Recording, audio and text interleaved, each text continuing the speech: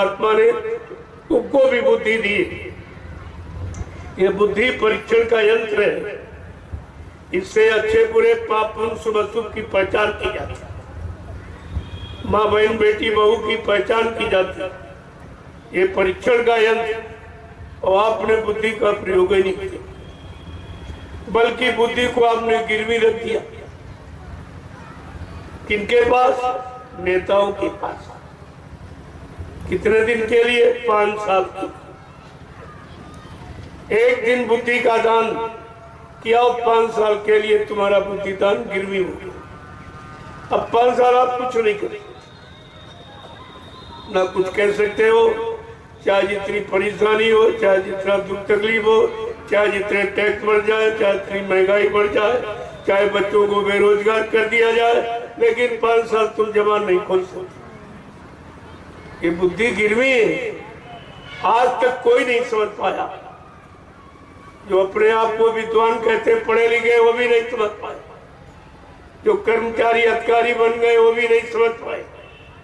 जो प्रधानमंत्री राष्ट्रपति बन गया, वो भी नहीं समझ पाया।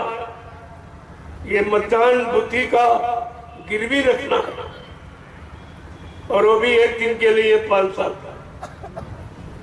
और कितने साल हो गए आपको करते करते? 70 साल आजादी के निकल गए।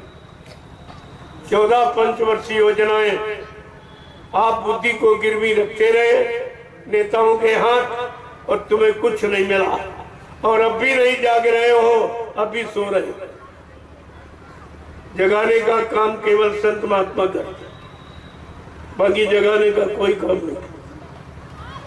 और आज भी आपको जगाया जा रहा कि अब भी जाग जाओ, अभी वक्त है गुनाहों से तू तौबा कर ले, फिर न कहना कि हमने सुना था पैगाम नहीं। ये तो बात आपको रखनी ही पड़ेगी। कब तक आप मार खाओगे? कभी तो आपको घूम के खड़ा होना ही पड़ेगा। अगर पहले खड़े हो जाओ तो तुम्हारा कुछ बच जाए, कुछ बच जाएगा, नहीं तो बिल्कुल नंगा कर देंगे। और तब तुम महात्माओं के पास आओगे तो महात्मा कहाँ से तुम्हारी मदद करे? कपड़े की व्यवस्था, रोटी की व्यवस्था, मकान की व्यवस्था, धंधे व्यापार की व्यवस्था, नौकरी चाकरी की व्यवस्था, खेती की व्यवस्था, कौन कौन सी व्यवस्था आपको है? इसलिए वो पहले से आपको जगा रहे हैं। अब भी जाग जाओ और अपनी बची पूंजी को बचा लो। न ये भी जाने वाली, सब तो चला गया, बचा कुछ। और सब कुछ खोने के बाद भी आपको जानकारी नहीं हो रही। बड़े आश्चर्य की बात तो ये है कि सब कुछ चला गया और तब भी नहीं जाग रहे, तब भी गफलत की नींद सो रहे आप। लेकिन महात्मा अपना कर्म कभी छोड़ दे, वो तो निरंतर धर्मोपदेश जो मानव समाज के हित के लिए है वो बराबर करते ही रहते। आने वाली मुसीबत आपत्तियों का इशारा वो करते ही रहते। तुम मानो न मानो, ये तुम्हारा काम उनका काम बताने का, और बता रहे हैं, समझो न समझो तुम्हारा काम। आपको पछताना पड़ेगा। अभी तो कहा जा रहा पछताना पड़ेगा, अब आज से कह रहा हूं आपको रोना पड़ेगा। आज से ये कह रहा हूं कि आपको रोना पड़ेगा। ऐसी स्थिति बनती चली जा रही, और बनाने वालों ने सारा देश बेच दिया, कुछ नहीं बचा। इस भारत देश में कुछ बचा ही नहीं। ऐसा राजा कभी नहीं आया। किसी युग का इतिहास उठा लीजिए आप, राजा ने जो भी निर्माण किया वो अपने राष्ट्रीय कोष से, जनता से कभी नहीं मांगा। और आज का राजा सब जनता से मांग रहा, और घुमा फिरा के महंगाई के द्वारा, टैक्सों के द्वारा, जीएसटी के द्वारा तरह तरह की योजनाएं अपना कर तुम्हारे से निकाला जा रहा है, और तुम्हारी समझ में अभी नहीं है।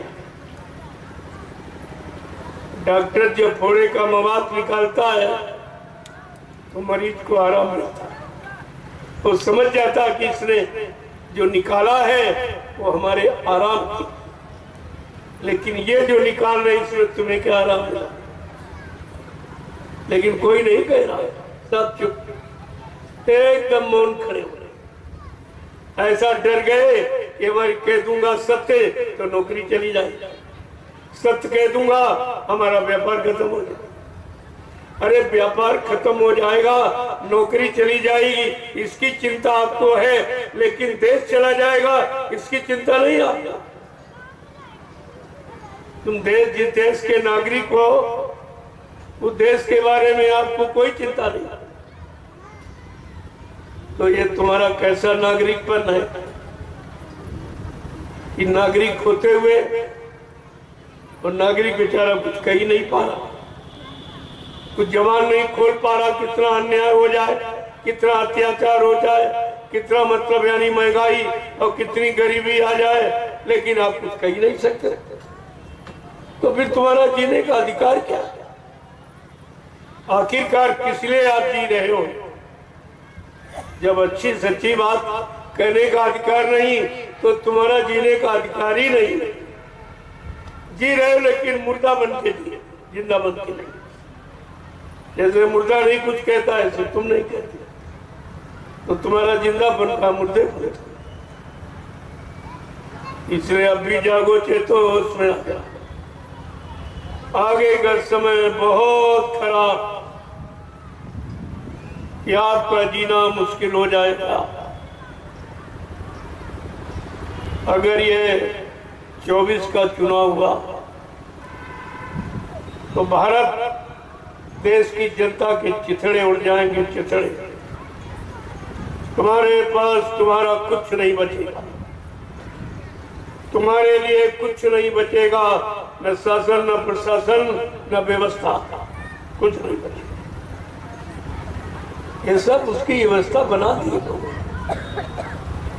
और विपक्ष भी एकदम मौन बैठा, कुछ नहीं कर पा रहा। तो विपक्ष का मतलब क्या हुआ? विपक्ष इसीलिए रखा जाता है कि अगला